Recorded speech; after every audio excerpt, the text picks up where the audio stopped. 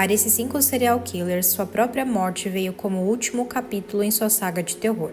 Neste vídeo, vamos explorar um pouco sobre suas histórias, desde seus atos brutais até os eventos que levaram ao seu destino final. E se você quer um vídeo mais detalhado sobre cada caso, comenta aqui embaixo.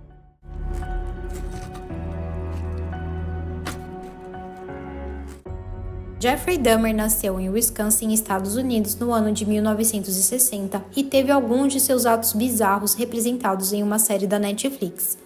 Desde cedo, Dahmer teve uma vida tumultuada. Ele era conhecido por frequentar a escola embriagado desde muito jovem.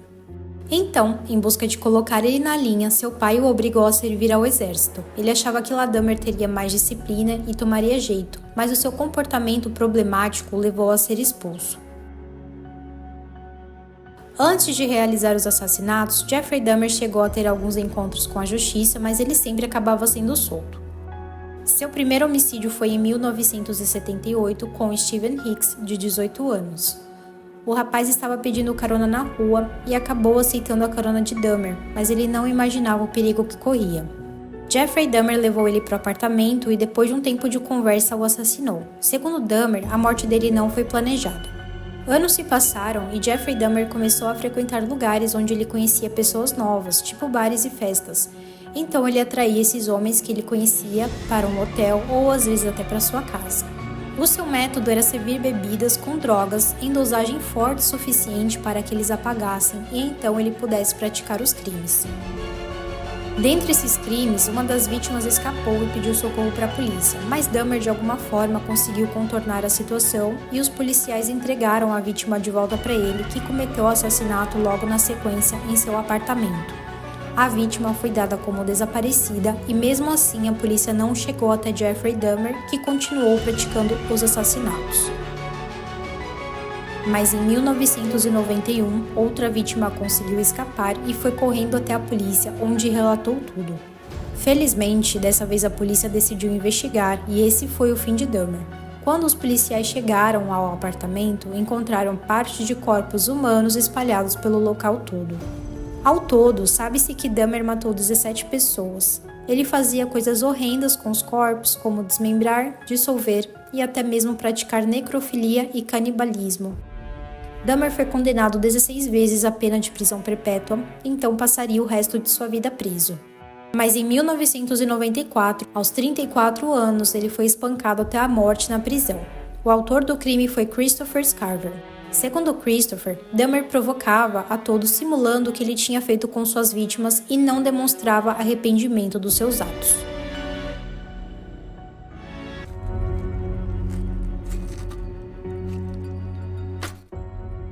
Donald Harvey nasceu no ano de 1952 em Hamilton, Ohio, nos Estados Unidos. Ele ficou muito conhecido na época por conta do número de vidas que ele tirou e por não ter demonstrado nenhum arrependimento. Harvey é considerado até hoje um dos assassinos mais perversos da história do país. Sua infância foi marcada pelas brigas no relacionamento de seus pais, bullying que sofreu na escola e os diversos abusos cometidos pelo seu tio e seu vizinho. Desde seus 18 anos sempre trabalhou em hospitais e o seu primeiro assassinato confirmado foi logo quando ele entrou. A vítima foi um homem de 88 anos que estava internado e supostamente passou fezes no rosto de Harvey. Harvey, com raiva, acabou sufocando e matando. Depois disso, ele não parou mais. A sua última vítima foi em 1987, um homem que aparentemente estava se recuperando bem e morreu. Isso acabou chamando a atenção dos médicos legistas e quando fizeram a autópsia foi constatada uma quantidade mortal de cianeto em seu corpo. Harvey foi preso aos 35 anos e condenado a 28 penas de morte por ter matado 36 pessoas. Porém, ele é suspeito de um número muito maior de assassinatos, chegando a pelo menos 80. Ele conseguiu realizar essas atrocidades em grande escala porque os métodos que ele usava para matar os pacientes acabavam sendo confundidos com causas comuns de morte. No ano de 2017, em Toledo, Ohio, já aos 64 anos de idade, Donald Harvey foi encontrado morto em sua cela. Ele foi atacado violentamente por outro preso. James Elliott relatou aos jornais que fez isso porque era a sentença que Harvey realmente merecia.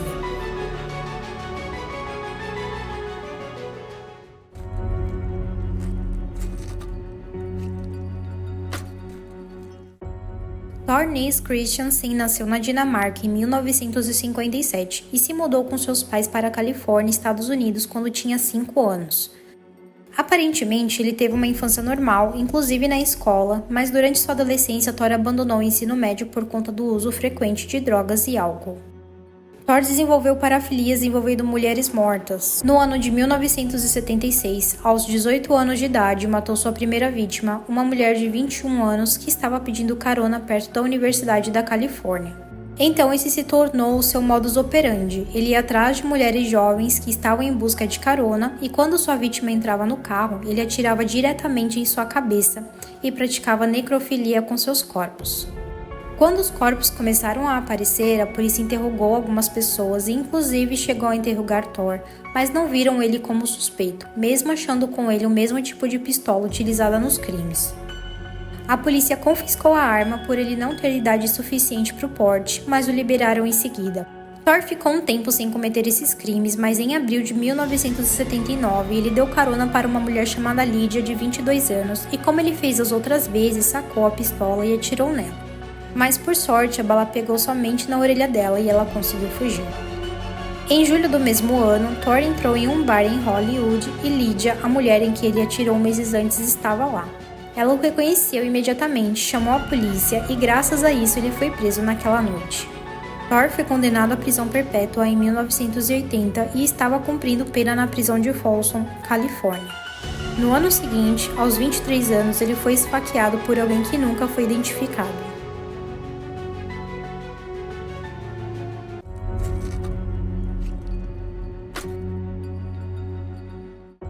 Daniel Camargo Barbosa nasceu no ano de 1930 em Cundinamarca, Colômbia. A mãe de Daniel morreu quando ele ainda era criança e seu pai era muito rígido e frio com ele. Ele tinha uma madrasta que castigava bastante e o vestia como se fosse uma menina. Isso fazia com que ele ficasse envergonhado e constrangido na frente das pessoas que acabavam presenciando. Na escola ele até ia bem, inclusive era considerado um aluno com inteligência acima da média.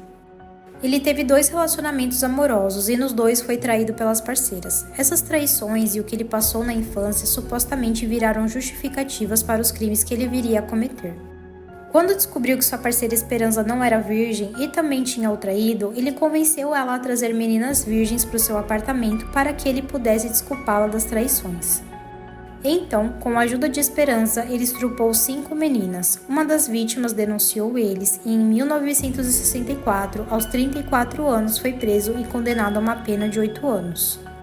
Cumpriu a pena e 2 anos depois foi preso em flagrante por matar e estrupar uma menina de 9 anos. Ele foi sentenciado a 25 anos de prisão pela morte dela, mas mais tarde a polícia descobriria que desde que foi solto ele já havia cometido muitos outros assassinatos. Após 10 anos na prisão de Gorgona, ele fugiu de barco e de lá foi para o Equador. No Equador continuou cometendo seus crimes perversos e fez ainda mais vítimas. Em 1986, 2 policiais avistaram Daniel carregando uma mala e acharam ele bem suspeito. Decidiram parar ele e quando revistaram a mala acharam as provas do crime de sua última vítima, novamente uma menina de 9 anos. Daniel acabou confessando 71 crimes entre estrupos e assassinatos e foi condenado a 16 anos de prisão porque era a pena máxima no Equador naquela época. Ao total, estima-se que ele matou mais de 150 meninas na Colômbia e no Equador. Em 1994, aos 64 anos, Daniel, que cumpria pena em Quito, foi executado por outro detento. O homem que o matou disse ser parente de uma de suas vítimas.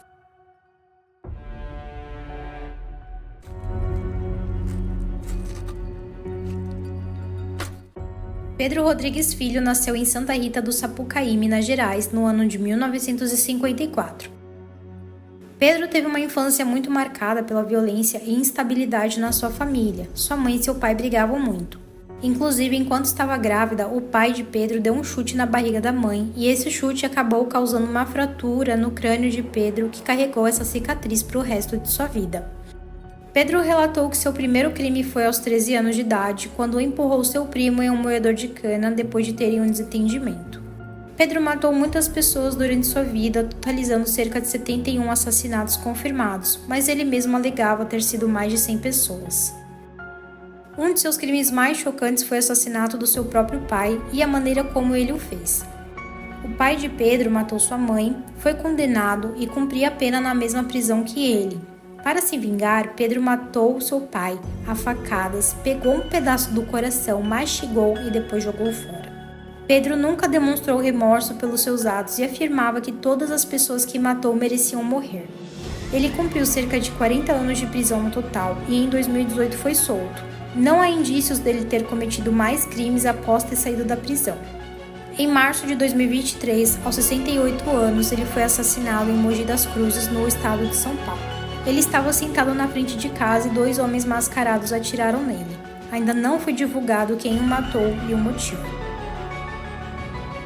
Esse é o vídeo de hoje. Comenta aí qual dessas histórias te chocou mais e se gostou, se inscreva no canal.